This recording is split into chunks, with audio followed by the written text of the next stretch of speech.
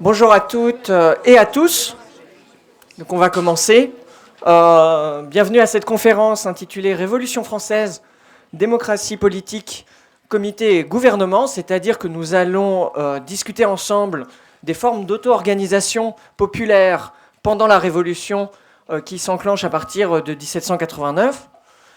Le moment politique actuel incite à cette réflexion sur les voies et les moyens de mobiliser le peuple face à un blocage complet du système politique, du système institutionnel, qui empêche de développer des solutions à un problème social global. Et c'est exactement ce à quoi répondait le processus révolutionnaire de 1789, et on ira jusqu'en 1795, c'est-à-dire jusqu'à l'établissement du Directoire. Cette période peut se définir comme trouver une solution politique à un problème social, via notamment à l'implication, plus ou moins forte selon les acteurs, selon les classes sociales, une implication démocratique, une implication civique, d'une multitude qui se construit en peuple à mesure qu'elle se mobilise.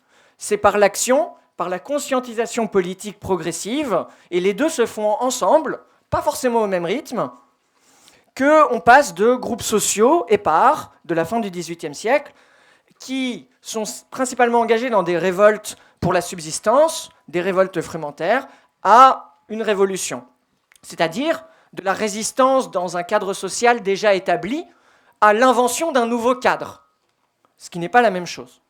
Mais cette transformation d'une multitude d'acteurs et groupes sociaux en un peuple, se reconnaissant dans la nation française et dans des nouvelles institutions et dans ce processus d'invention institutionnelle, qui est une perspective que vous reconnaissez peut-être, c'est la perspective rousseauiste qu'avaient beaucoup de députés de la première Assemblée nationale. C'est aussi en grande partie un mythe français, un mythe d'invention de la France. Et ce mythe, il masque en partie les effets de coalition de groupes sociaux qui n'étaient pas aussi unitaires qu'on pourrait le penser a posteriori, qui étaient aussi en concurrence entre eux par des forces sociales qui n'avaient pas les mêmes intérêts, qui étaient relativement hétéroclites, la paysannerie, les catégories populaires urbaines, la bourgeoisie libérale révolutionnaire, les couches inférieures du clergé et de la noblesse aussi, dont une partie font défection de l'Ancien Régime. Tous ces gens sont certes dans un processus global ensemble, mais ne cherchent pas la même chose dans ce processus. Ce qu'ils cherchent en tout cas, et ce qui les rassemble, c'est d'essayer de construire un projet de victoire, et de victoire contre la monarchie absolue de droit divin, d'abord, et puis contre le système des privilèges, qu'on appelle plus ou moins à raison féodal, même si c'est tellement tardif, bon, les acteurs du temps utilisent le terme féodal, c'est tellement tardif que c'est plus vraiment un système féodal, mais c'est le système des privilèges. Alors, ce qu'on va explorer, c'est les principales formes de ces mobilisations. Dans ce contexte d'effervescence démocratique, ce qu'on voit, c'est une véritable inventivité institutionnelle en temps réel et à chaud. Vous avez plein de nouvelles formes qui sont inventées en quelques mois, quelques années. Je vais faire un petit inventaire très rapide, et ensuite on avancera par échange, questions, réponses. Je poserai des questions à Jean-Marc, ici présent. Et qui répondra s'il veut exactement. Donc, les principales formes dont on va parler, je vous les présente avant de rentrer dans le vif du sujet. On va parler beaucoup d'assemblées locales officielles. Donc ces assemblées locales officielles, elles débutent dès 1789. C'est d'abord les districts parisiens des États généraux qui se transforment ensuite en sections parisiennes à l'échelle de quartiers. Et puis, c'est la commune en dehors de Paris. Ces sections, notamment, ont des assemblées générales qui peu à peu deviennent permanentes, où on débat politique, où on engage les citoyens dans un processus de politisation. C'est de la véritable démocratie locale, c'est-à-dire que ce n'est pas seulement de la consultation, il y a aussi des décisions qui sont prises dans ces sections et dans ces communes, des élections notamment. On élit des commissaires politiques, par exemple. Et ces assemblées également construisent un processus de fédération entre elles et de ce qu'ils appellent à l'époque de la fraternisation, c'est-à-dire qu'elles entretiennent des relations entre elles Donc vous pouvez trouver des échanges quasiment proto-diplomatiques pour ainsi dire, mais des échanges épistolaires par exemple, ou de militants qui vont de section en section, de commune en commune. Et donc vous avez une véritable vie démocratique locale dans ces institutions. Outre ces institutions locales officielles, vous avez aussi, dans un second temps, ce qu'on appelle les assemblées primaires, qui sont des assemblées de citoyens servant à élire les électeurs, qui eux-mêmes éliront les députés. Donc ça, c'est dans le système des constitutions de 1791-1793. Et ces assemblées ont aussi un rôle à jouer d'un point de vue de la politisation. À côté de ça, vous avez aussi des structures qui ne font pas partie des régimes constitutionnels, mais qui sont des associations citoyennes, politiques, qui s'organisent de manière spontanée. On les appelle les sociétés populaires. Vous les connaissez sûrement sous le nom de clubs. Club des Jacobins, Club des Cordeliers, Club des Feuillants, etc. Pour caricaturer et aller vite, c'est des sortes de premiers proto-associations politiques, voire partis politiques. Alors c'est plus complexe que ça, parce qu'en réalité, c'est des organismes toujours locaux, toujours volontaires et militants. Et ces organismes locaux, parfois, demandent leur affiliation à la fédération impulsée par Paris. C'est-à-dire que le Club des Jacobins de Paris reçoit des demandes d'affiliation de clubs de province qui veulent devenir des clubs de Jacobins locaux. Mais en réalité, cette affiliation masque une autonomie totale du local. C'est-à-dire que ça ne signifie pas qu'ils prennent leurs ordres à Paris, au contraire. Donc vous avez une véritable vie démocratique au sein de ces espèces de mouvements, en grande partie décentralisés. Donc vous avez des clubs de région qui contredisent les représentants de Paris. Vous avez même des clubs qui sont double affiliés. Donc en réalité, il y a une espèce de liberté et d'effervescence démocratique qui n'est pas du tout verrouillée, mais qui au contraire promeut l'inventivité par le bas, l'inventivité militante. Enfin, il existe également des mouvements populaires moins institutionnalisés, plus horizontaux. Par exemple, les sans-culottes, qui apparaissent de manière relativement spontanée en 1789, notamment dans le cadre des insurrections, qui se saisissent et construisent ce qu'on appelle le droit à l'insurrection, et qui est un mouvement qui met en avant l'égalité civique radicale, l'égalité totale entre ses membres, notamment le tutoiement révolutionnaire, qu'on a une belle marque. Et donc ce mouvement participe aussi à la vie politique, il se définit peu à peu, et il se participe par des formes assez particulières. Par exemple, il assiste au débat des assemblées, de la Convention, par exemple, à partir de 1792-1793, pour faire pression sur les députés. Parfois, ils l'envahissent, parfois non. Bon, donc c'est un mouvement assez complexe en soi et qui se définit en marchant. Donc, c'est un peu ce monde-là, ce monde militant de la Révolution, ce monde des mobilisations populaires de la Révolution dont on va parler. Alors on va commencer par se poser un peu la question de l'apparition de la démocratie dans ce contexte, parce que c'est ça en fait que ces gens sont en train d'inventer. Si on comprend que la démocratie est la solution politique à un problème social, ce que j'ai dit au début, alors pourquoi est-ce que la Révolution devait-elle faire appel à cette démocratie, l'inventer, la réinventer peut-être, à la fois comme une sorte de but et de moyen?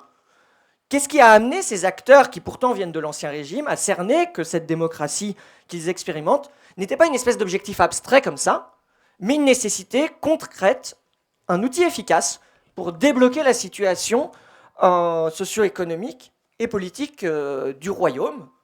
Donc Jean-Marc, c'est la question que je te pose.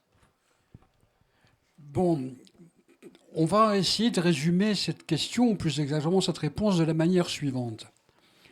Parce qu'il fallait abattre un ordre ancien qui se présentait, qui était présenté comme immuable. Très souvent, pour ne pas dire toujours, un ordre immuable voulu par Dieu. Mais attention, ne cherchons pas dans ce cheminement démocratique, dans ce cheminement pratique, un anticléricalisme explicite. Les choses sont autrement plus complexes. La démocratie, c'est un refus de l'autorité préétablie. Et l'autorité cléricale est une des plus préétablies qui soit. Par exemple, en Angleterre, pendant la Révolution anglaise, donc, les têtes rondes de Cromwell étaient certainement l'armée la plus démocratique du monde, et pas seulement pour l'époque, parce qu'elle examinait scrupuleusement chaque combat passé et procédait systématiquement à l'élection des officiers. Et pourtant, on ne fera pas de Cromwell et des siens des irreligieux ou des anti-religieux, c'est même exactement l'inverse.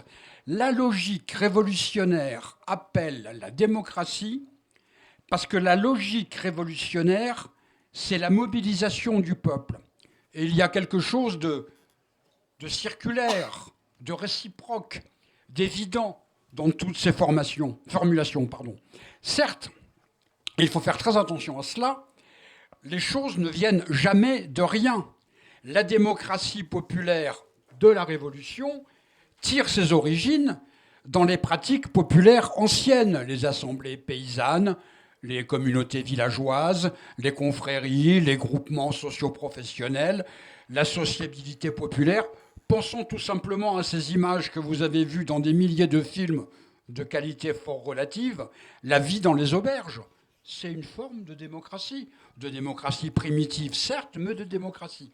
Et si ces dernières formes sont évidemment liées à un faible peuplement, à des mœurs primitives, comme je viens de le dire, à une économie autarcique, repliée sur elle-même, elle n'en existe pas moins.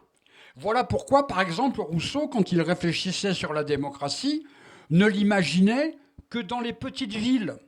L'économie de survie, le problème de survie a pour corollaire l'organisation. Et l'organisation implique la démocratie. Il suffit de se souvenir des cités grecques de l'Antiquité. Quand il n'y a aucun problème, la discussion démocratique est inutile. Quand tout le monde a à manger, à quoi bon discuter de comment on va repartir la nourriture? C'est aussi simple que cela. C'est quand il y a difficulté structurelle, quand il faut régler ces problèmes, que la réflexion organisée, donc la démocratie, devient indispensable. Cependant, la révolution, c'est tout autre chose. La révolution, c'est un peuple dans un combat politique pour la réorganisation de la société. Et ce n'est pas seulement la difficulté présente à surmonter, mais c'est aussi le futur à construire.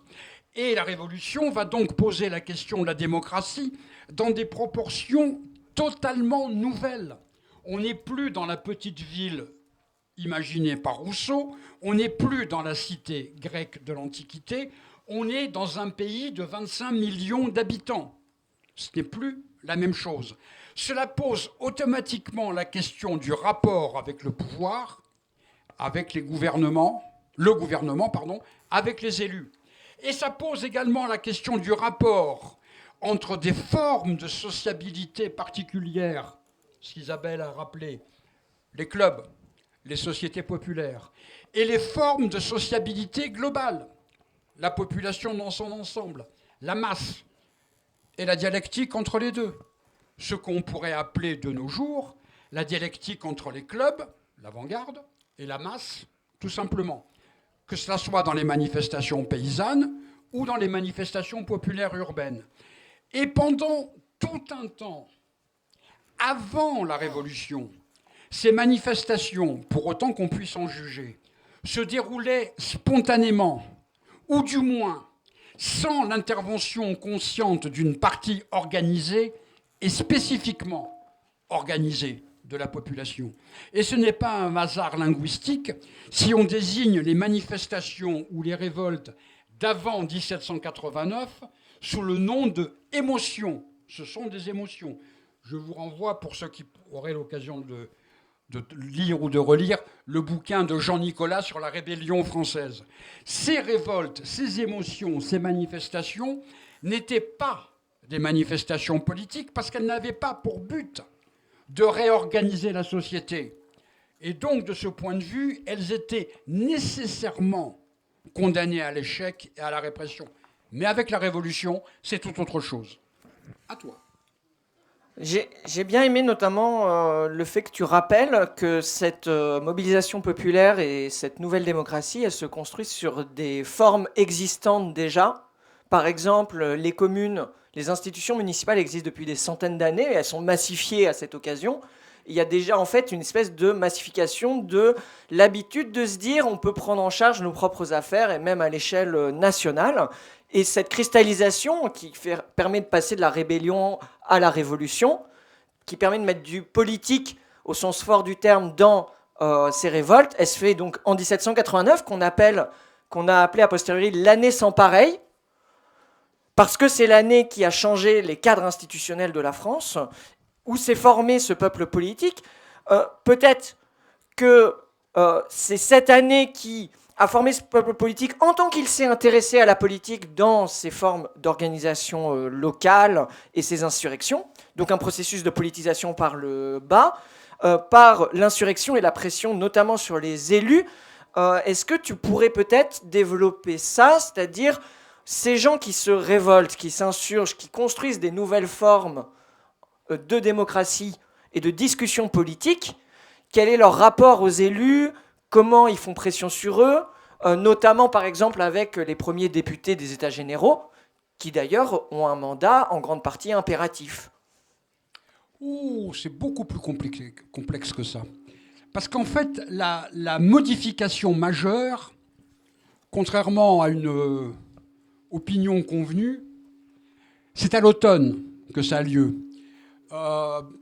Quand on fait commencer la Révolution française le 14 juillet 89 avec la chute de la Bastille, la prise de la Bastille, c'est surtout parce que le pouvoir royal n'avait absolument plus aucune prise sur les forces de répression. La prise de la Bastille, c'est secondaire. C'est le fait que l'État monarchique se soit effondré. Et quand j'explique que la modification majeure, elle a lieu à l'automne, pourquoi ? Alors bien évidemment, il est faux, et tu as eu raison d'insister là-dessus, d'établir une sorte de barrière hermétique entre les deux phases, le printemps et l'automne. Par exemple, comme député aux États généraux devenant Assemblée constituante, Robespierre rédige régulièrement ce qu'il appelle des lettres à ses commettants, c'est-à-dire des lettres à ceux qui l'ont élu. C'est le compte-rendu de mandat. C'est une forme de relation qu'il établit entre ceux qui l'ont élu et lui. Mais attention, c'est une forme encore très embryonnaire, dans la mesure où c'est lui qui décide d'écrire à ceux qui l'ont élu et que le contrôle est, je dirais, extraordinairement passif. Mais entre juillet et octobre, il ne s'agit plus du tout de la même chose. L'ordre ancien avait éclaté pendant l'été, pas uniquement en juillet, la prise de la Bastille. Les jours précédents, quand le peuple parisien brûle les barrières d'octroi qui empêchaient l'entrée des denrées chères dans Paris, c'est un phénomène révolutionnaire et ça va se développer avec la Grande Peur, etc. Et c'est un ordre neuf, contradictoire, qui se met en place avec beaucoup d'approximations. La meilleure des approximations, qui n'est pas vraiment une approximation, c'est la Déclaration des droits de l'homme et du citoyen. Les hommes naissent et demeurent libres et égaux en droit. Donc, on met en place un ordre nouveau. Mais c'est contradictoire, parce que les dirigeants de la première vague de la Révolution, les Mirabeau, les Lafayette et quelques autres, ont cherché à limiter à toute manière possible cette première vague. Et ça prend des formes un peu compliquées, on va dire, des formes légales un peu compliquées. Par exemple, il était précisé que un certain nombre de décrets limitaient la participation au club. Il ne devait prendre la parole, ne devait participer au club que les citoyens actifs, c'est-à-dire ceux qui étaient suffisamment riches pour payer une somme particulière aux impôts. Petit problème, c'est que depuis le printemps, avec l'émeute Réveillon, mais pas uniquement, depuis le printemps, le peuple a pris goût à la politique. Et quand le peuple prend goût à la politique, on ne peut le freiner. Et alors là, bien évidemment, il faut faire extrêmement attention. Nous sommes dans des amphis, donc c'est un caractère militant de notre discussion. Mais il faut faire extrêmement attention à une chose, il ne faut pas esquisser un parallèle trop fort avec ce que nous voyons. Le parallèle existe, mais un parallèle n'est pas une identification. Depuis quelques mois, le peuple a repris le goût à la politique. Et c'est ça que nous devons aider. Mais attention, n'identifions pas, ne confondons pas le processus que nous vivons, que nous voyons sous nos yeux, et auquel nous essayons de contribuer, il faut quand même le dire, et ce qui s'est passé il y a plus de 2 siècles. En octobre 89, l'alternative était d'une simplicité absolue. Monarchie absolue ou approfondissement de la Révolution. Donc l'approfondissement de la Révolution était nécessaire à l'automne 89 parce que la poussée populaire précédente n'avait pas suffi. Et cela va prendre 3 formes, à la fois distinctes et combinées. La première qui est malheureusement la plus connue. Pourquoi malheureusement ? Parce qu'elle est mal connue. C'est la marche des femmes à Versailles. On dit très souvent, le 5 et 6 octobre, les femmes de Paris sont allées à Versailles prendre le roi, la reine et le dauphin, le boulanger, la boulangère et le petit mitron, ils ramenaient ça à Paris. C'est vrai, mais c'est faux. Parce que ce qui est essentiel dans le 5 octobre 89, que les témoins de l'époque, à condition de savoir lire ce que les historiens ne savent pas toujours faire, ce qu'il faut bien regarder, c'est que quand les femmes sont allées à Versailles, elles ne sont pas allées d'abord chez le roi. Elles sont allées à l'Assemblée nationale. Elles sont rentrées dans l'Assemblée nationale.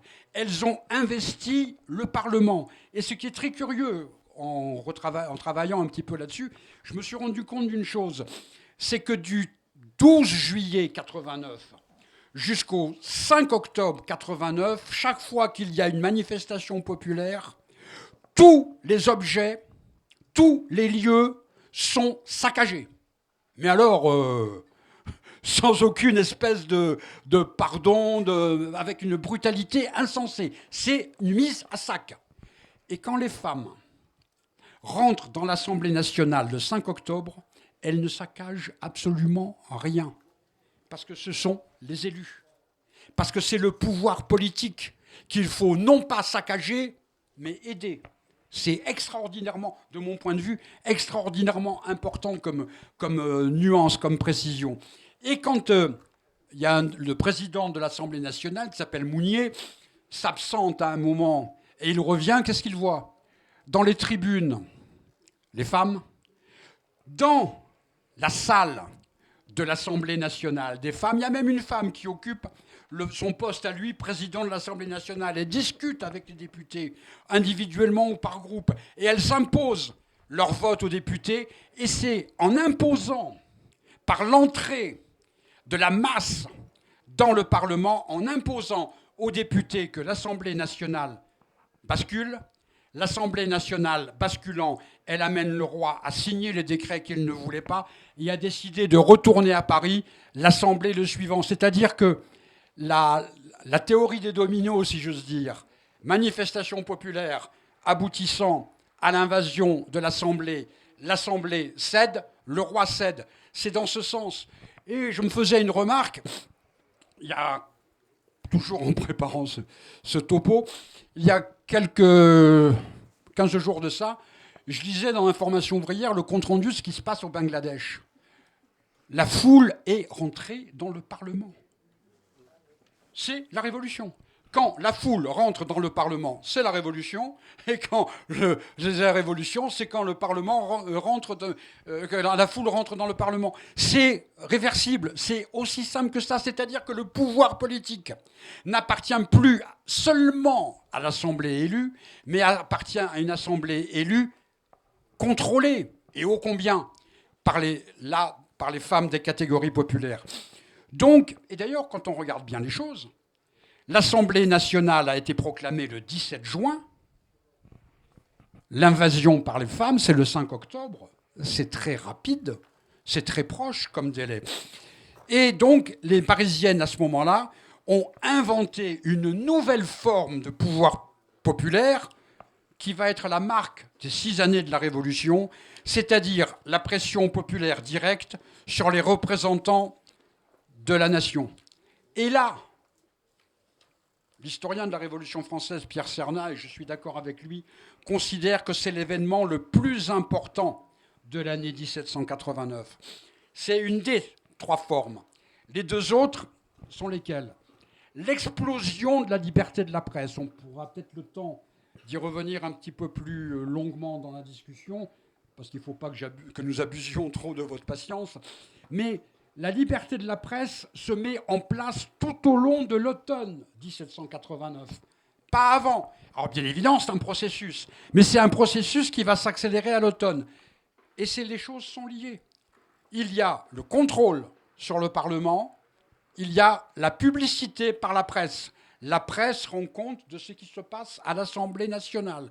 Tout le boulot des journalistes à cette époque-là, c'est de rendre compte de ce qui se passe à l'Assemblée nationale. 3e forme, 3e moment de cette sociabilité révolutionnaire, de cette sociabilité démocratique nouvelle, c'est les clubs. Alors très souvent, on lit que le club des Jacobins, c'est la suite du club des députés bretons qui siégeaient aux États généraux. Comme cette conférence est filmée, je ne vais pas dire ce que j'en pense, mais c'est un tissu de conneries. Parce qu'il y a une nouveauté énorme, une différence énorme entre les 2 choses. Le club breton, le club des députés bretons, où effectivement ce sont des députés qui se réunissent pour discuter de comment ils vont intervenir à l'Assemblée, c'est une chose. Quand l'Assemblée se rapatrie à Paris, le club disparaît. Ça peut se comprendre. Quelques protagonistes du club décident de le ressusciter. Oui et non. Parce qu'en le ressuscitant, ils vont faire 2 choses totalement différentes, totalement nouvelles. Premièrement, le club ne va plus être un club uniquement de députés. Donc, si ce n'est plus un club uniquement de députés, c'est un club qui s'ouvre, c'est un club qui se déploie, c'est un club politique. Et ce club va commencer à organiser des ramifications à travers en province, dans différentes villes. C'est-à-dire que c'est ça qui change totalement les choses, c'est que le club n'est plus un club d'élite, on va dire, un club fermé, mais un club ouvert, et sur la province, et sur les non-députés. Mais en s'ouvrant sur les non-députés, ce n'est plus quelque chose de technique qui est mis en place. C'est une nature totalement différente. En s'ouvrant sur les non-députés, on dit à la population, vous avez le droit de vous occuper de ce qui se discute à l'Assemblée nationale. C'est-à-dire qu'il y a une mise en adéquation avec ce que les femmes ont fait le 5 et 6 octobre. C'est-à-dire qu'on dit à la population, vous allez pouvoir regarder ce qui se passe. Et regardons donc ces 3 strates qui ne sont pas le produit d'une imagination, comment dirais-je, a priori ou je ne sais trop quoi. Les femmes envahissent l'Assemblée et contrôlent les élus. La presse rend compte de ce qui se passe à l'Assemblée. Les clubs ouverts à des gens qui ne sont pas élus rendent compte, y compris en province, de ce qui se passe. Tous les éléments de la nouvelle sociabilité politique, de la sociabilité démocratique, de la sociabilité révolutionnaire sont mis en place. Est-ce que j'étais assez long ?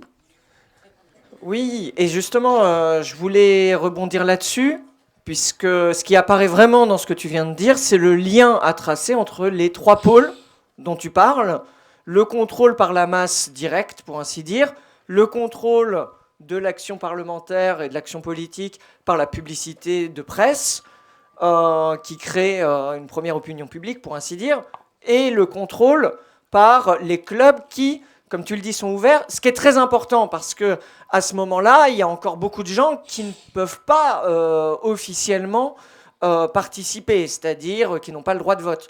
D'abord, dans la Constitution de 1791, c'est les citoyens passifs qui ne sont pas assez riches pour avoir un droit de vote, les femmes non plus, et dans les clubs, en s'ouvrant, elles s'ouvrent aussi à toutes ces strates de gens qui ne peuvent pas officiellement participer aux élections ou être élus.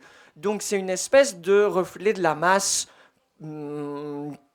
agissant à la fois dans la rue, dans les clubs, et via aussi l'organisation des premiers médias ouverts.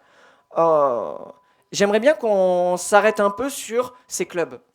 Parce qu'en fait, ces clubs, ça va être le lieu d'émergence d'une culture politique et aussi de l'apprentissage du fait d'avoir plusieurs courants d'opinion en désaccord, puisqu'il y a différents types de clubs, etc., qui sont rassemblés par famille d'opinion, pour ainsi dire. Donc qu'est-ce que c'était ces sociétés populaires? Quelles étaient leurs activités très concrètes? Comment on animait, comment ces sociétés populaires de militants, bénévoles en grande partie, animaient la vie politique? Comment ça s'articulait aux instances légales de représentation, etc. Je vais juste donner un petit exemple que j'ai trouvé intéressant. Il y a une société populaire, donc c'est un club des Jacobins, mais en province, je crois que c'est à Dijon. Ils avaient pris l'obligation dans leurs statuts locaux de faire circuler la parole par ordre alphabétique pour que chaque militant inscrit au club soit contraint à parler en public et du coup à s'intéresser aux activités politiques. Donc ça, c'est très concret. Voilà, j'aimerais qu'on rentre un peu dans les mécanismes de ces clubs. Le problème, quand on essaye de généraliser, d'avoir une vision du mécanisme global, c'est qu'on s'y perd.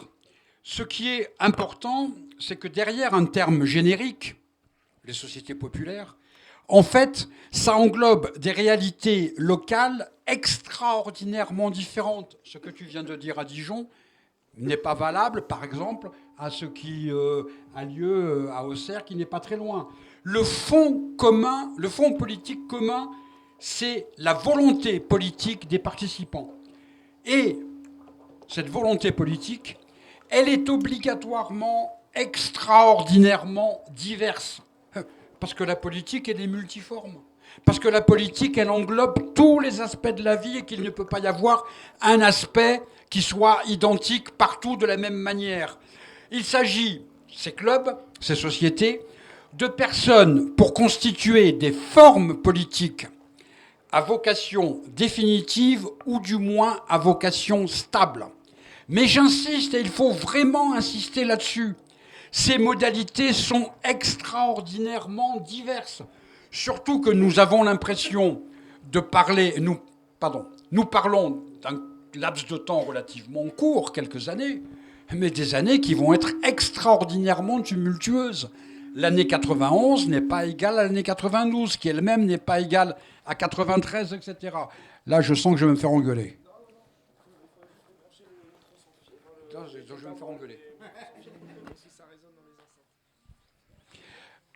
Donc 93 n'est pas égal à 92. Ça, c'est relativement facile à comprendre, on va dire. Mais cette manière avec laquelle les clubs fonctionnent, non, quand je dis fonctionnent, c'est pas juste, avec lesquels ces clubs agissent, c'est pas exactement la même chose. Parce que ces clubs ont nécessairement évolué au sein des processus révolutionnaires. Et ce qui va donner un réseau, on reviendra, j'espère, sur l'importance du réseau militant. C'est essentiel pour nous, militants, de comprendre la complexité du réseau. C'est un réseau extraordinairement complexe et diversifié. Et c'est assez épouvantable. Quand on lit tout ce qui est écrit sur le jacobinisme, on a l'impression que c'est le parti communiste de l'Union soviétique du temps de Brejnev. C'est totalement faux. Il n'y a pas plus vivant, plus contradictoire, plus brouillon, dans tous les sens du terme brouillon, que le réseau jacobin en 91, 92, 93, 94. C'est un lieu de pouvoir, mais c'est aussi un lieu d'éducation politique. C'est aussi un lieu de contrôle d'une minorité, et c'est aussi un moyen d'expression démocratique du plus grand nombre. Si on ne voit qu'un des aspects de ces choses-là, on se perd. Donc c'est un processus complexe. Et il y a un historien, Jacques Bernet, qui parle d'un phénomène plus empirique lié aux circonstances mobiles et tendues d'une révolution longtemps inachevée, devenue par l'exaspération des antagonismes une véritable guerre civile et extérieure. J'insiste sur un terme, c'est un processus empirique. Et là, pour nous, je viens d'y penser un instant, je suis désolé, pour nous c'est intéressant, parce que combien de fois on nous reproche la formule « c'est un mouvement gazeux ». Ça veut dire quoi, gazeux, si ce n'est empirique? Ça veut dire que les choses, elles évoluent, que les choses ne sont pas figées, que les choses ne sont pas, statifiées, qu'elles vont pouvoir obligatoirement prendre telle ou telle forme. De la même manière que le mouvement politique jacobin était un mouvement empirique parce qu'il s'est adapté au terrain. Et cette adaptation au terrain fait que toutes les formules utilisées par Michelet avec talent, Cochin avec moins de talent, François Furet recopiant laborieusement et Cochin et Michelet, parlant de machines ou d'appareils jacobins, se trompent complètement et calque sur 1789 et les années suivantes des réalités politiques pires, idéologiques, des années 2000 et quelques. Et ce réseau jacobin, il se renouvelle en permanence par le scrutin épuratoire. Le scrutin épuratoire, c'est qu'à un moment, on décide de savoir ce qui... C'est quoi cette musique ? Un scrutin épuratoire, c'est quoi? On vérifie à chaque fois si tous les membres du club méritent d'être dignes d'être membres de ce club. Mais c'est quoi un parti politique ou un mouvement politique? Un mouvement politique, on est bien d'accord, a le droit d'avoir une orientation. C'est même, je dirais, sa raison d'être. Mais s'il a le droit et la fonction d'avoir une orientation, il a ipso facto le droit de vérifier qui est d'accord avec cette orientation et qui ne l'est pas. Alors bien évidemment, chacun ici, à ce moment de la discussion, pensera à des députés non réinvestis. Je laisse libre à chacun le droit de penser ce qu'il veut penser. Mais c'est une évidence. Une organisation politique se renouvelle. Et en se renouvelant, à chaque fois, elle s'accorde sa propre confiance d'un certain point de vue. Souvenez-vous de comment Renan définissait la nation. Renan définissait la nation comme étant un plébiscite de chaque instant. Eh bien, un parti politique, c'est la même chose. C'est un plébiscite de chaque instant. Est-ce que tu en es membre ou est-ce que tu n'en es pas membre? Est-ce que tu es en accord avec l'orientation définie, avec la philosophie au sens général de ce mouvement politique tel qu'elle a été fixée ou pas? Si tu y es, il n'y a pas de problème. Si tu n'en es pas, toute conséquence. Et donc, à partir de là, ça pose le problème de l'affiliation. Le club X s'affilie, se fraternise, envoie des émissaires ou écrit au club de la ville d'à côté ou au club très très loin. Des clubs jacobins de Corse, pour prendre un exemple totalement par hasard, s'affilient avec des clubs jacobins qui ne sont pas obligatoirement en Méditerranée, beaucoup plus loin, parce qu'il y a toutes sortes de... parce que c'est des phénomènes d'affiliation, de choix, d'affinité, on va dire. Et donc, c'est ce processus-là qui est en cours tout au long de la Révolution, qui fait qu'un réseau, le réseau jacobin, ce n'est pas une machine, pour prendre l'expression de Cochin, Michelet et Furet. Une machine est morte, un réseau est vivant. Et à l'intérieur de ce réseau, il y a toutes sortes de variables, de disparités, d'approximations. Une société affiliée n'est pas exemple à une autre. Il y a homogénéité, il n'y a pas uniformité. Et ce qui fait que la formation de ces sociétés, elle est spontanée. Ce n'est pas un envoi depuis le sommet, depuis Paris, je ne sais. Ça a lieu de toutes les manières possibles. Parce que c'est un phénomène humain. Et ça ne peut être qu'un phénomène humain. Et ce qui fait qu'à partir de là, la question des affiliations, ce sont des affiliations horizontales à l'intérieur d'un même département, avec le département d'à côté, avec un département plus loin, etc., etc. Et à ce point, Je voudrais attirer votre attention sur une citation que j'aime beaucoup, c'est la citation du contre-révolutionnaire Barnave quittant les Jacobins et qui définit les Jacobins de la manière suivante. Le club des Jacobins était demeuré composé d'un grand nombre d'esprits ardents, pour la plupart journalistes ou libellistes, qui mettaient toute leur gloire et toute leur existence à conserver le crédit de leur club, les Jacobins, et lui assurer la victoire. Ils firent des efforts incroyables pour se soutenir et firent surtout mouvoir les deux grands ressorts, la terreur des piques et celle des libelles. Les libelles, c'est les brochures. Traduit en langage de 2024, c'est l'organisation et la propagande. Rien de plus. Le réseau jacobin en 1789, 90, etc., commence à donner les éléments qui vont aboutir au parti, aux formes d'organisation, mais commence seulement. Et donc, c'est cette notion d'affiliation qui est au cœur de la comment dirais-je, de la matrice du réseau jacobin. Mais attention, je ne sais plus avec qui j'en discutais cet après-midi, qui me disait qu'un réseau militant, il faut faire gaffe, faire attention à comment ce réseau militant, il est toujours vivifié et qu'il n'est jamais figé. Or, dans le processus de la Révolution française, à un moment, la fixation des formes, le non-renouvellement, le fait que l'élection va être remplacée par la nomination, va aboutir. C'est, par exemple, en juin 1993, un décret de la Convention interdit au pouvoir public d'interdire ou de gêner le fonctionnement des sociétés populaires. Ça, c'est impeccable. Mais peu de temps après, quelques mois après, il y a un décret qui interdit les congrès, les réunions de sociétés populaires. Le conventionnel Saint-Just, à ce moment-là, va écrire « La révolution se glace, la révolution est glacée ».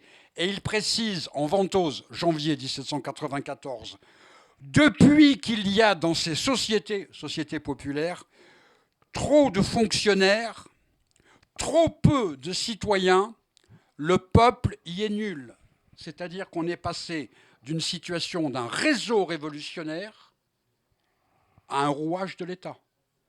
À quel moment les choses ont-elles commencé à coincer? Ça, c'est une autre discussion. Mais n'identifions pas la fin du processus quand le réseau se fige et le début du processus, et non seulement le début, mais l'ensemble du processus, quand le réseau ne cesse de se renouveler. Bien évidemment, après la chute de Robespierre, il s'agit de toute autre chose, mais nous ne sommes plus, au sens strict du terme, dans la sociabilité révolutionnaire qu'on peut définir de trois manières. La sociabilité révolutionnaire, elle est de nature politique. Elle se déploie. Les jacobins anglais avaient comme article premier de leur statut que notre nombre soit illimité. C'est-à-dire qu'une organisation qui se dit on ne va pas se développer, une organisation, quel que soit son nom, qui refuse le déploiement n'est plus une organisation politique. Une organisation politique a nécessairement le côté du déploiement. Troisième chose, ces sociétés populaires tendent à s'imposer comme la forme légitime, normale, évidente de la réunion. Ce qui va prendre des formes que nous connaissons actuellement encore. Il y a un président, il y a un trésorier, il y a un greffier. Maintenant, c'est un secrétaire. Il peut y avoir un chat dans les réunions aussi, mais c'est une autre discussion. Il y a un ordre du jour codifié. Ça commence toujours par l'approbation du procès-verbal de la réunion précédente. Et ça se termine toujours par, dans plein de formes d'organisation, ça existe, une collecte financière pour aider les nécessiteux ou je ne sais trop quoi. Mais ce sont ces formes d'organisation qui viennent de la matrice jacobine, qui sous des formes diverses vont avoir lieu tout au long du XIXe siècle et du XXe siècle, et que d'un certain point de vue nous interpellent encore actuellement. Voilà. Je pense que tu as bien montré à quel point c'était des associations locales, hein, ces sociétés populaires et clubs, où n'importe qui était bienvenu, ou même, comme je le disais tout à l'heure, on incitait à la participation par divers moyens de protocoles qui peuvent être variables selon les endroits. Il y a des endroits où ils disent qu'il faut inciter les timides à la parole. Il y en a d'autres où ils l'imposent, où ils imposent aux gens de parler. Voilà, tu dis ton avis. Aujourd'hui, c'est toi qui t'y colle, tu dis ton avis. Et on avance comme ça, en fait. Et en fait, c'était vraiment une démarche d'implication de tous à la politique. Le fait que ça passe à un système glacé qui se referme et où non seulement ceux qui étaient exclus des droits, mais même les citoyens, ne sont plus les bienvenus et que ça vient des rouages de l'État, comme tu dis, ça accompagne plus généralement le moment aussi de glaciation des institutions nationales, peu à peu, là, et qui débouche à la fin sur Thermidor, puis le Directoire. Alors moi, ce qui m'impressionne dans ce processus de mobilisation populaire par le bas, de mobilisation réticulaire, où il faut vous rendre compte que c'est plus de 10 000, rien que pour les Jacobins, c'est plus de 10 000 militants bénévoles qui s'activent partout. Ça s'est fait dans un contexte extrêmement difficile, d'urgence, alors certes économique, financière, mais aussi de guerre. C'est-à-dire que très vite, la France est confrontée aux coalitions européennes. En même temps, se déclenche une guerre civile contre les oui, une guerre civile de plusieurs formes. Donc vous avez une espèce d'empilement comme ça de guerre, ce qui, moi, me fait sentir que l'argument réactionnaire qui est souvent utilisé, de dire on n'a pas le temps pour la démocratie, on n'a pas le temps parce qu'il y a urgence. Vous comprenez, les comptes publics font qu'on ne peut pas s'encombrer de changer de gouvernement maintenant, on ne peut pas s'encombrer, tout ça, ça va être compliqué, laissez-nous faire. C'est technique et surtout c'est urgent, il faut le faire tout de suite. Donc on ne va pas s'embêter avec des procédures démocratiques compliquées où les gens ne seront pas d'accord. Ça va ralentir, c'est pas efficace. Ce discours-là, qui est un discours typiquement antidémocratique et révolutionnaire, ce que nous montrent les sociétés populaires de cette époque, c'est à quel point c'est faux. C'est-à-dire que c'est justement dans l'urgence que se construisent les mouvements démocratiques les plus vivaces, en cela que le peuple comprend bien qu'il a nécessité à se saisir de ses affaires publiques, que ça le concerne, et qu'il ne peut pas laisser justement les techniciens, ou, pour parler comme l'époque, l'aristocratie ancienne, s'en charger. Et donc, est-ce qu'on a des cas concrets, je dirais, de moments d'urgence, ce qu'on appelle généralement les journées révolutionnaires, des cas concrets où on voit cela en œuvre, où on voit l'urgence motiver la mobilisation, construire la mobilisation, et où on voit cet effet de stimulation de l'organisation populaire par l'urgence. Je pense que c'est essentiel, c'est l'urgence qui impose la démocratie. Et tout discours contraire, disant que l'urgence empêche la démocratie ou que l'urgence fait que la démocratie n'est pas nécessaire, c'est un discours réactionnaire au sens plein du terme. L'urgence implique, mais vraiment un sens de besoin absolu, l'urgence implique, comment dirais-je, la démocratie comme étant un besoin, parce qu'on ne peut pas organiser mieux les choses que sous les formes démocratiques. On va prendre 3 exemples. On pourrait en prendre une ribambelle, mais on va s'arrêter sur 3 exemples, et je m'excuse par avance d'être lapidaire.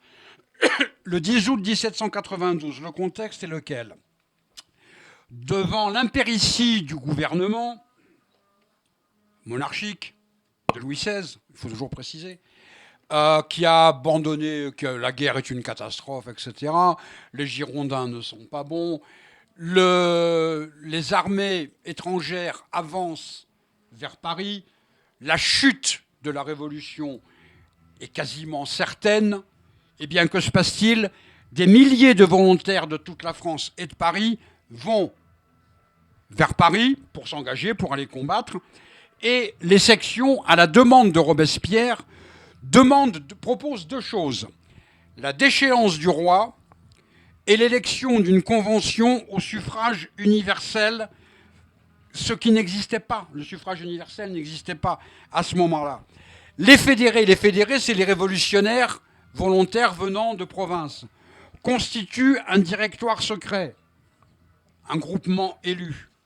Les sections parisiennes, c'est-à-dire les représentations de la masse de la population parisienne, dans lesquelles les distinctions entre citoyens actifs, ceux qui payaient les impôts, et citoyens passifs, ceux qui n'avaient pas assez d'argent pour en payer, ces distinctions ont volé en éclats.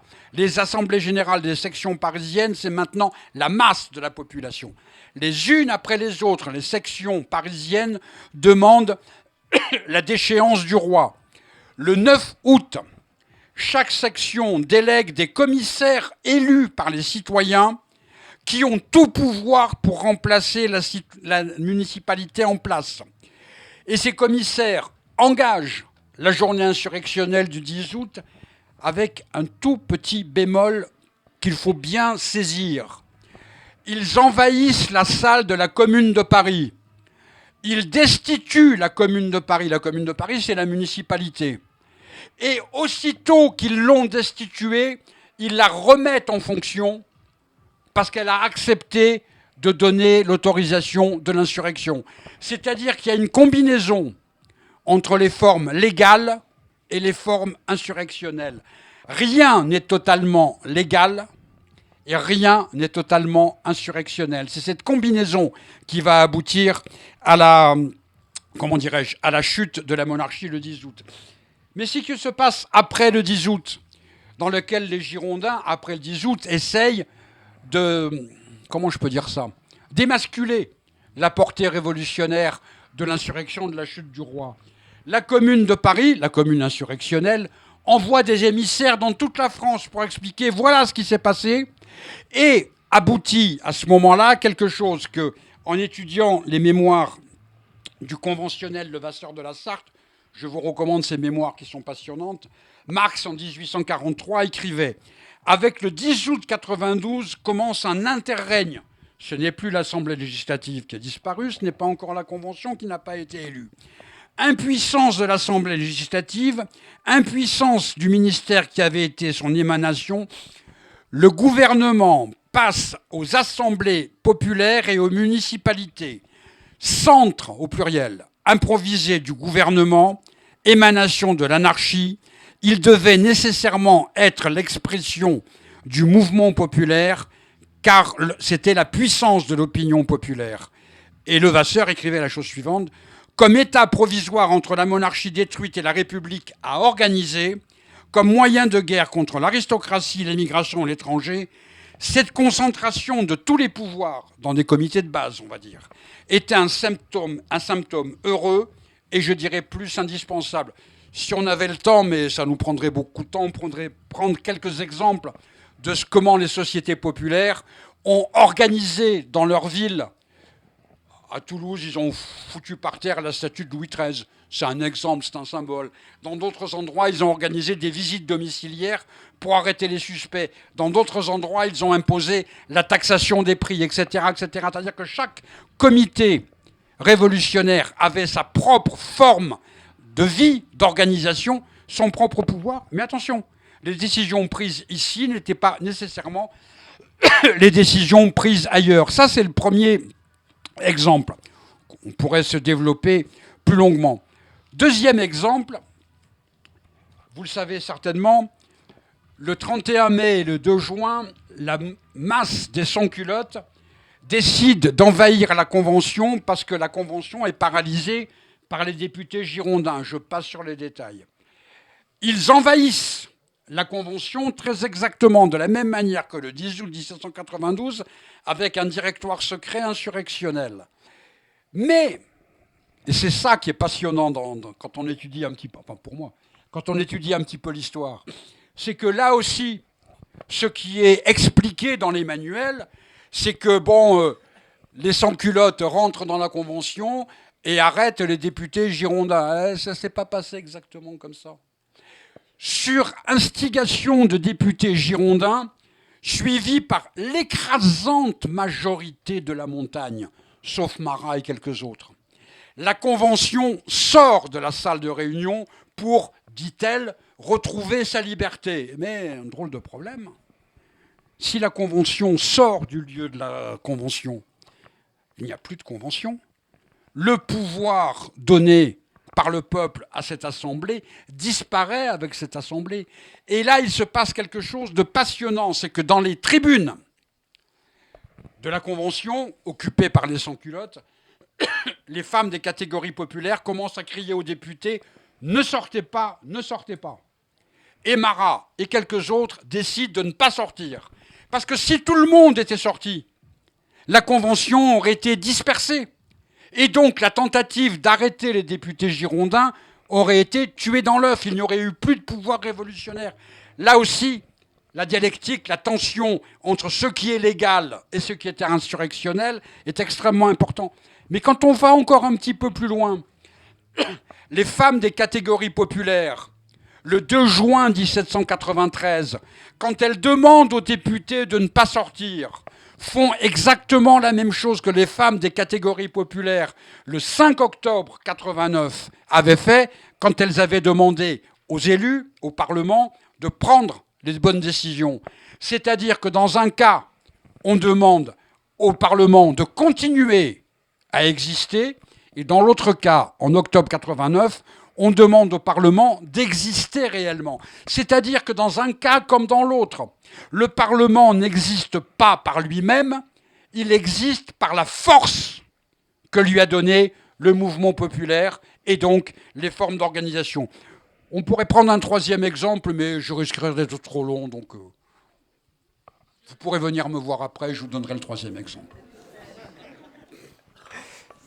Du coup, en guise d'épilogue à toute cette présentation d'une espèce de grand mouvement qui prend des formes locales extrêmement variées, et dont on comprend bien qu'en fait c'est l'épine dorsale de la Révolution, beaucoup plus, ou du moins à égalité avec le jeu parlementaire dont on parle beaucoup plus dans les manuels, il faudrait aussi y mettre l'histoire populaire de tous ces mouvements, toutes ces mobilisations locales qui prennent une quantité de formes différentes. Et dans ce vivier, on puise, certes, les soldats, comme tu l'as dit, les volontaires pour les différentes guerres de ce moment-là, mais aussi des gens qui ont vocation à organiser la vie civique à la fois locale, départementale, nationale, etc. Bon.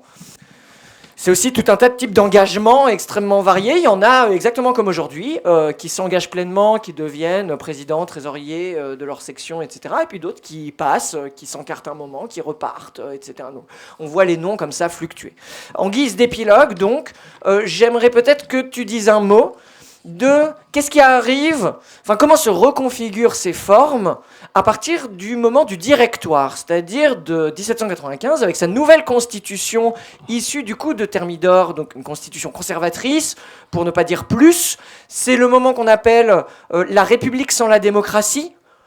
C'est un moment de refermeture, le symbole de cette fermeture de la République qui se construit désormais contre la démocratie avec une vocation élitaire et censitaire, c'est le fait qu'on ne parle plus de déclaration des droits de l'homme et du citoyen, on parle de déclaration des droits et des devoirs de l'homme et du citoyen. C'est le nouveau texte de 1795 en préambule de la Constitution du Directoire. Donc comment se reconfigurent les mobilisations populaires face à un pouvoir dont Pierre Cernat nous dit que ça devient une forme d'extrême centre. Hein, il a forgé pour le Directoire ce concept, c'est-à-dire un extrême centre qui combat en fait ce mouvement démocratique. Les choses vont se passer de la manière suivante. Et je vais essayer de ne pas être trop long, d'abord pour ne pas abuser de votre patience. Deuxièmement, parce qu'un certain nombre de bouquins sur cette question existent et sont relativement facilement trouvables. La chute de Robespierre et encore plus l'écrasement des sans-culottes en Germinal, en Prairial, en Troyes, va donner le plein pouvoir à... Ça s'appelle pas encore... Enfin, on pourrait appeler ça la bourgeoisie, mais ce n'est pas un bon terme. Parce que la bourgeoisie, ça recoupe d'autres aspects. C'est une politique que le grand historien Albert Soboul avait qualifiée d'étroitement bourgeoise. L'éducation est payante, le suffrage censitaire est rétabli, la propriété est déclarée comme étant la chose la plus importante qui soit. Il y a un discours de Boissy d'Anglas qui est effrayant là-dessus, qui dit on ne peut donner le droit de vote qu'aux propriétaires parce que seuls les propriétaires savent comment gérer les choses. Bon. Donc nous sommes non plus dans un mouvement populaire, nous sommes dans un mouvement populaire brisé. Et ça va prendre 3 spécificités.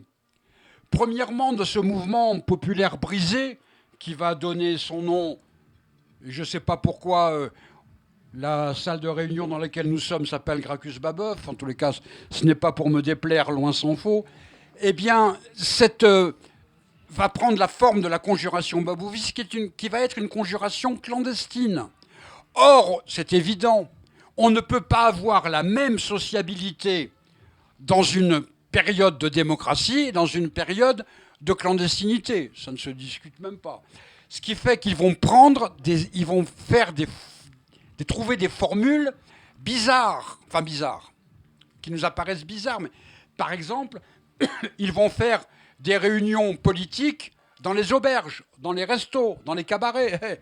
Le seul problème, c'est que dans les bistrots, dans les restos, dans les cabarets, il y a à peu près autant d'espions policiers que de consommateurs. Ils vont faire des réunions. Le grand révolutionnaire Buonarroti, les Corses et les Italiens disent Buonarroti, les Français disent Buonarroti. Le grand révolutionnaire Buonarroti parle de réunions particulières dans les appartements.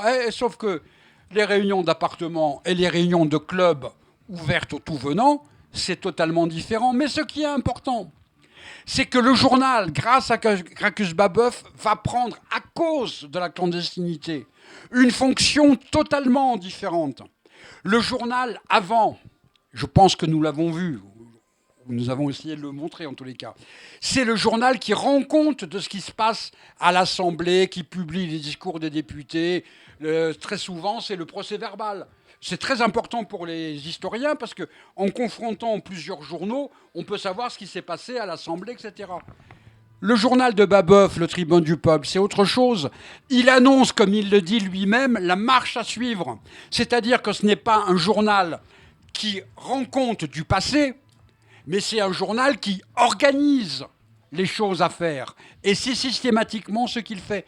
Le journal va passer à une autre forme d'organisation.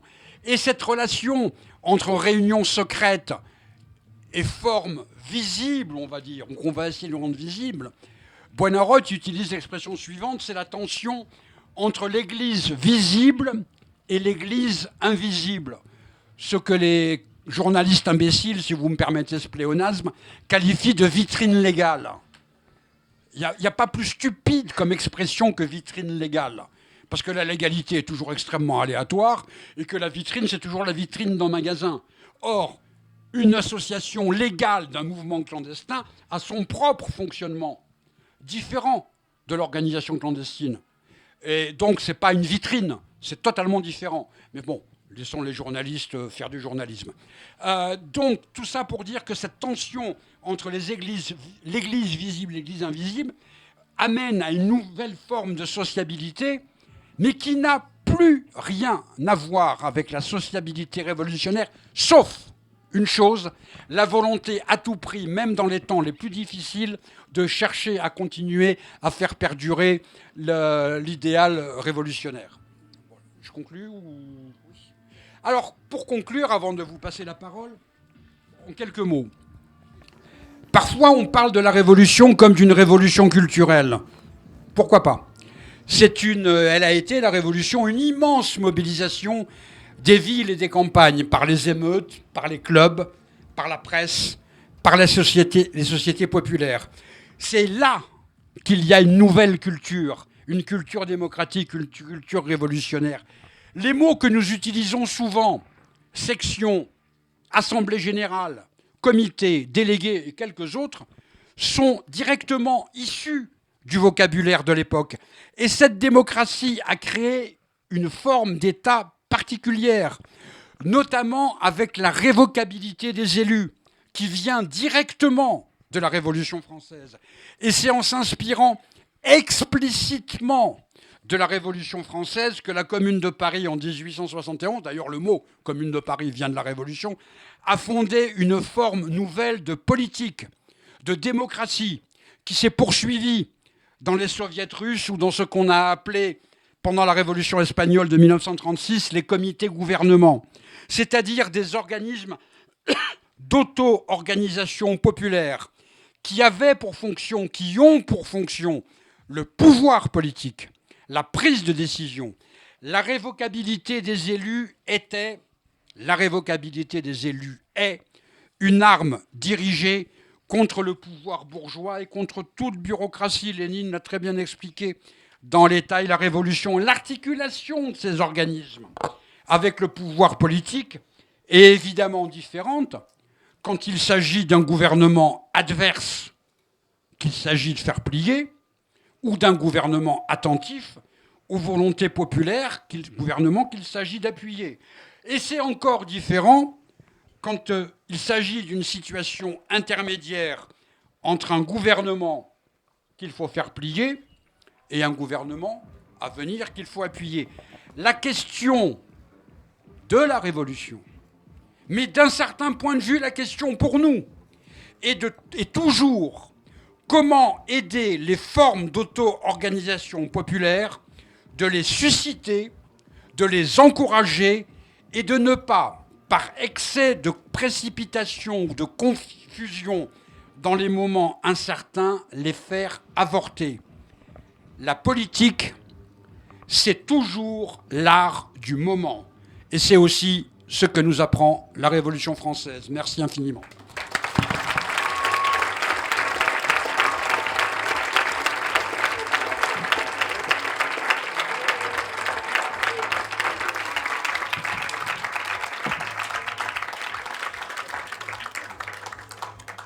Alors, il nous reste suffisamment de temps pour prendre des questions, des interventions. Tu fais le micro ?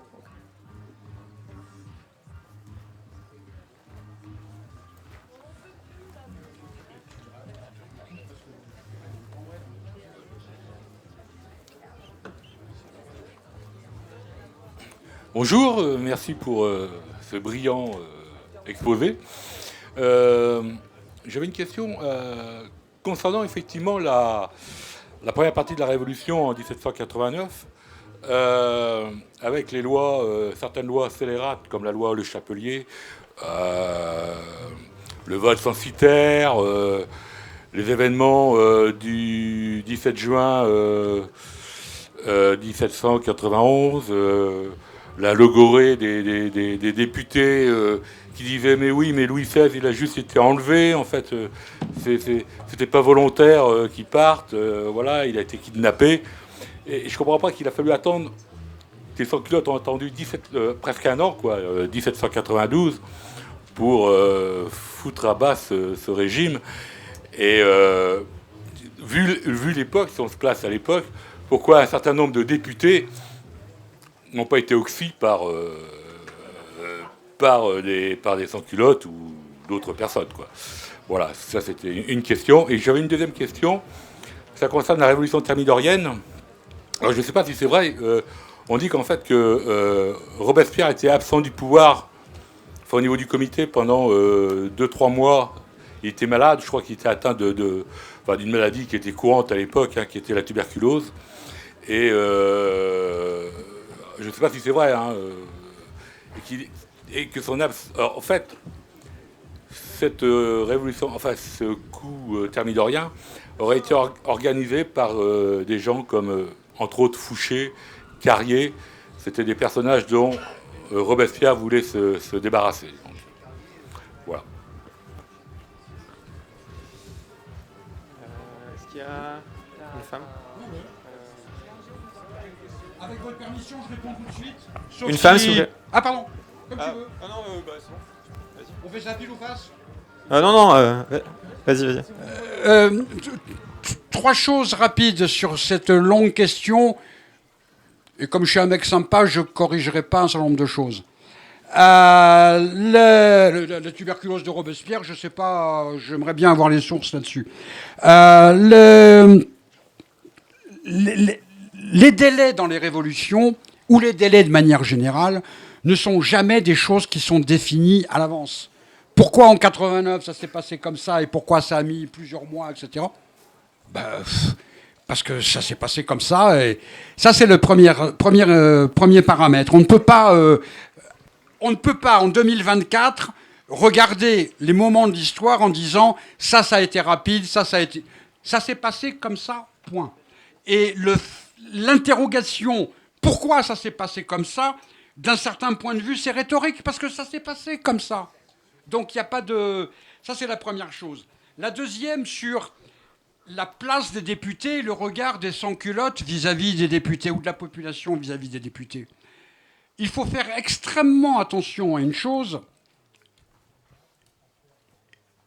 et pourtant des décennies de décomposition et de corruption de la Ve République et des républiques précédentes n'ont pas totalement sali cela.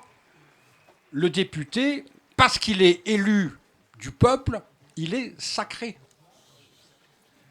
Et chaque fois, les sans-culottes, et pas uniquement les sans-culottes, ont regardé le député, même le plus discutable d'entre eux, comme étant un député élu par le peuple. Les Girondins, par exemple, le 2 mai, n'ont pas été arrêtés, contrairement à ce que dit une vulgate. Ils ont été consignés dans leur domicile. Et d'ailleurs, Marat, dans une intervention extraordinaire, que tous les imbéciles négligent, je vous recommande la biographie de mon ami Serge Bianchi sur Marat. Il y a une liste de députés girondins qu'on veut arrêter, et Marat dit non, pas celui-là, il est trop vieux. Non, pas celui-là, il n'y comprend rien. Non, pas... C'est-à-dire qu'une manière de protéger les députés, y compris les députés infidèles. Le seul qualificatif qu'on opposait à un député qui ne faisait pas son boulot, on va dire, c'était d'être infidèle. Je ne parle pas des députés corrompus, alors eux, c'était très simple. Osselin, par exemple, 20 ans de travaux forcés offerts. Donc le problème était réglé. Mais ce n'est pas la même chose d'un crime de droit commun, de concussion, et d'une formulation politique, quelle qu'elle soit. Nous passons d'une monarchie absolue où le type, il est élu parce que Dieu a voulu, élu au sens religieux du terme, parce que Dieu a voulu, à une société où le peuple décide de qui va le représenter.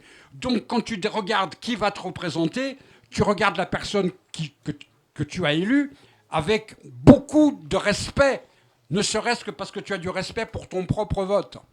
Troisième chose, sur la réaction thermidorienne. Ce n'est pas une affaire de personne. Quel était le secret? Là, je suis désolé, je vais être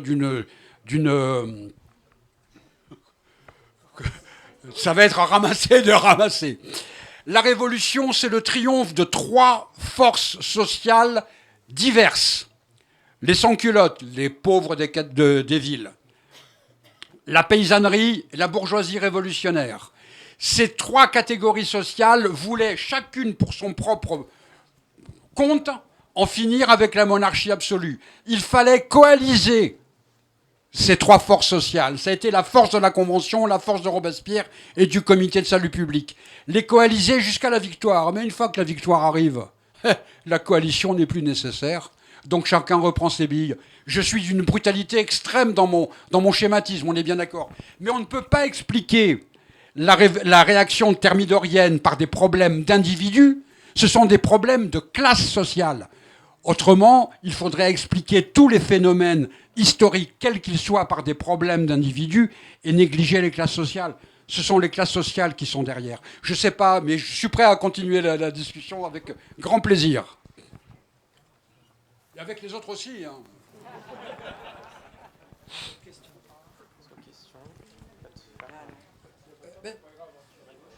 On cherche la parité. Hein. Tant pis. Bonjour, je voulais savoir si il y avait des femmes dans le club des Jacobins, et sinon, quand est-ce qu'elles sont arrivées au sein des clubs, enfin, particulièrement des Jacobins. D'abord, elles peuvent observer. Tu réponds d'abord et je complète. Moi, il me semble que dans on négocie qui répond. Pour les femmes, t'en as à la fois dans les assemblées primaires en tant que spectatrice. Il ne parle pas de ça, il parle des clubs de Jacobins. Oui, mais pour le club aussi. Hein. Plus compliqué que ça. Alors je vais me... C'est une question extraordinairement complexe pour une raison, malheureusement, d'une grande simplicité. Nous regardons les choses avec le regard de 2024, alors qu'il faudrait le regarder avec le regard de 1789, 90, etc.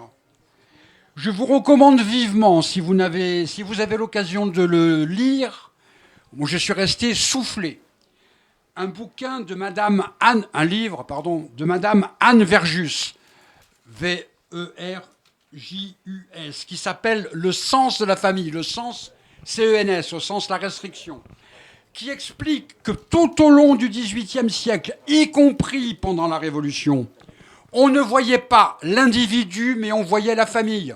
Et celui qui représentait la famille, c'était celui qui votait. On a un exemple très simple. Quand Sieyès définit les individus actifs, ceux qui peuvent voter, et les individus passifs, il fait une liste édifiante.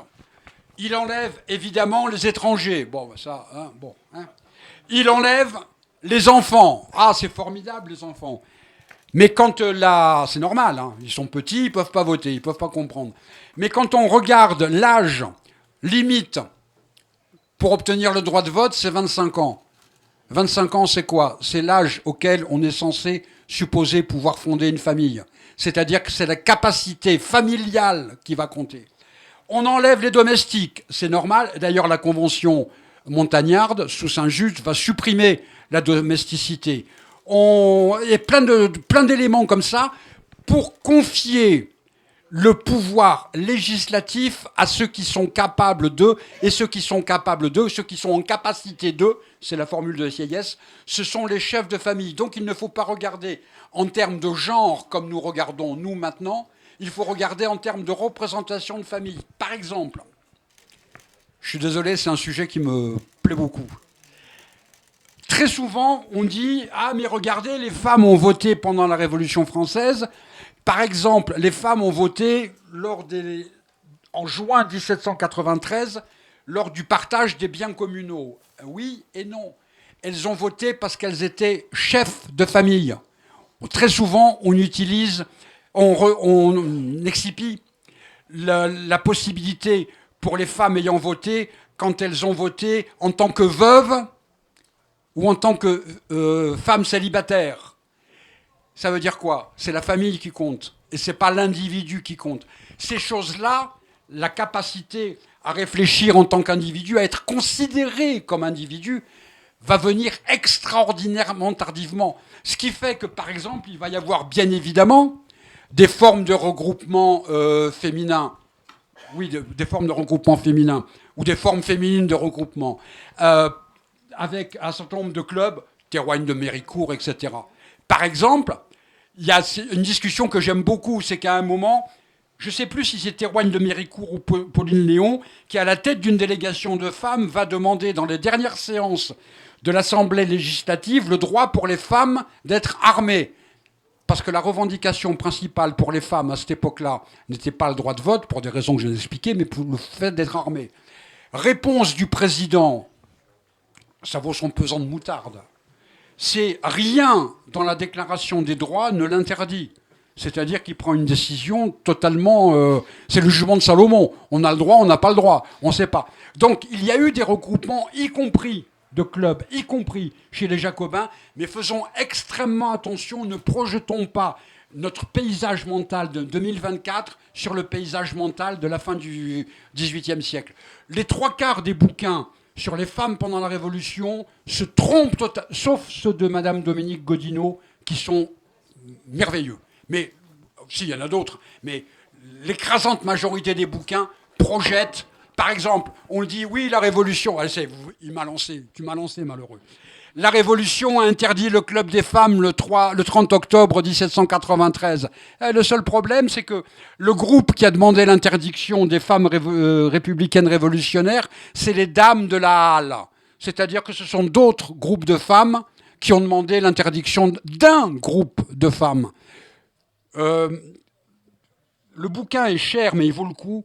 Une historienne américaine, parce que comme par hasard, ce sont les historiens, et surtout les historiennes américaines, qui travaillent là-dessus. Cathy Jarvis, c'est sorti il y a 1 an aux presses universitaires de Rennes. C'est la politique des marchés ou quelque chose comme ça, qui montre la place des femmes sur les marchés et la place des femmes comme étant actrices révolutionnaires sur les marchés. Je ne sais pas si je réponds, mais je suis prêt là aussi à continuer la discussion. De toute façon, les amphis ferment à 23h. Ouais, je voulais juste prolonger très légèrement en allant dans ton sens, Jean-Marc. Premièrement, quelque chose qu'on met souvent en avant, la Déclaration des droits des femmes qui a été proposée pendant la Révolution. En réalité, c'est un beau texte, mais c'est un texte qui ne fait pas événement à son époque. C'est-à-dire que c'est un texte que nous, on met en avant à l'école notamment pour montrer une espèce de préhistoire du mouvement féministe, pour ainsi dire. Mais à l'époque, ça ne fait pas débat, ça ne crée pas de mouvement particulier, etc. Pour trouver ce type de mouvement qui demande des droits de vote des femmes, une participation civique des femmes, etc., c'est surtout avec les 2 révolutions de 1830-1848. C'est tout le travail de George Sand d'un point de vue politique qui définit... Tout à fait, et qui définit en fait les femmes comme une sorte de... elle crée le concept de exclusion civique des femmes en s'appuyant sur l'exclusion civique du prolétariat. Et donc elle dit, les femmes c'est comme le prolétariat domestique, et elle lie les deux, et ça lui permet de construire une nouvelle compréhension des droits civiques et de revendication de droits civiques des femmes. Et ça se construit en fait dans le mouvement libéral des années 1830-1840, qui aboutit à cette idée que les droits civiques sont liés à la personne, à l'individu, et qui permettent ensuite de construire des nouvelles revendications. Donc c'est un peu postérieur en fait. Voilà. Donc il est 56, on a encore peut-être le temps pour une très courte question. Oui, là-bas par exemple, ou parité. Oui.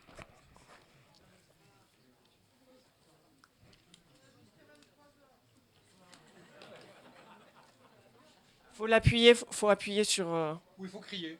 Faut appuyer longtemps sur le cul du micro. Non.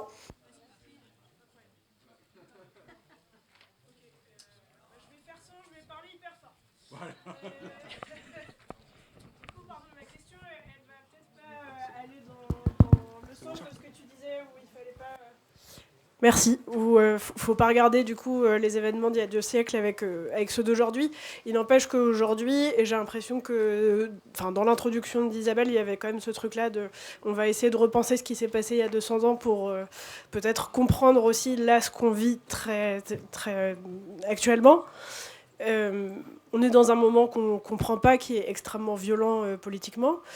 Et j'émets l'hypothèse que peut-être on est en train de tous attendre de voir si effectivement notre vote a l'impact qu'il est censé avoir, ou en tout cas le sens qu'on lui a donné. Il n'empêche que c'est quand même extrêmement mal barré. Est-ce que, qu'est-ce qui va faire que nous aujourd'hui, est-ce qu'il va falloir re-rentrer dans l'Assemblée nationale ? Enfin, je sais pas. Qu'est-ce qu'on fait, quoi ? Voilà, merci.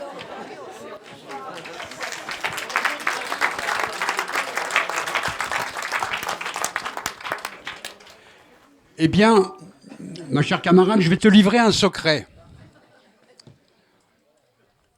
Quand on a commencé à discuter du programme des amphis, j'avais suggéré que la conférence que j'allais faire sur la Révolution, parce qu'il paraît que c'est bon, serait sur la Révolution française et la guerre, sujet qui a quand même quelque intérêt, on peut dire. Entre le moment où j'ai suggéré cela et aujourd'hui, le jeune Emmanuel Macron a dissous l'Assemblée nationale et s'est passé tout ce qui s'est passé. Et dans tout ce qui s'est passé, il y a particulièrement... disons-le tranquillement, j'y discutais, je ne sais pas s'il est là, avec un copain de la Somme qui m'expliquait comment l'élection d'une amie, d'une camarade, d'une insoumise, a été le produit d'une immense mobilisation militante basculant par certains endroits vers la mobilisation populaire. Ça s'est passé très exactement de la même manière à Avignon, c'est Martin qui m'a raconté ça. je ne sais pas s'il est là. Et donc, on s'est posé la question avec Isabelle que notre conférence d'aujourd'hui sur la Révolution aurait bien évidemment des aspects historiques évidents. Autrement, mais qu'il fallait aussi, c'est ça le sel, je dirais, essayer de voir comment on pouvait réfléchir ensemble sur le passage des formes d'auto-organisation militante aux formes d'auto-organisation populaire. Ce n'est pas la même chose. Comment on passe d'un groupe à une assemblée générale de quartier, de localité, d'usine, etc., etc. Alors, une fois que j'ai dit ça et que tu me reposes la question comment faire, eh bien, je vais te répondre très simplement, je ne sais pas.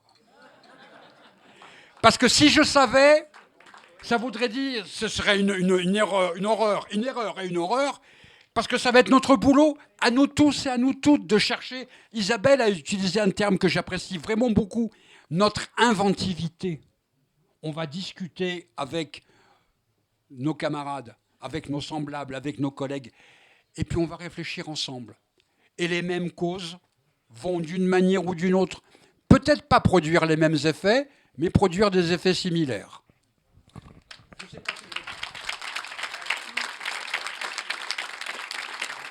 On va certainement se quitter sur ces mots et moi je suis heureuse que tu aies senti des échos, des parallèles. La révolution, on ne peut pas l'imiter, on peut s'en inspirer. Et on a justement choisi ce sujet tardivement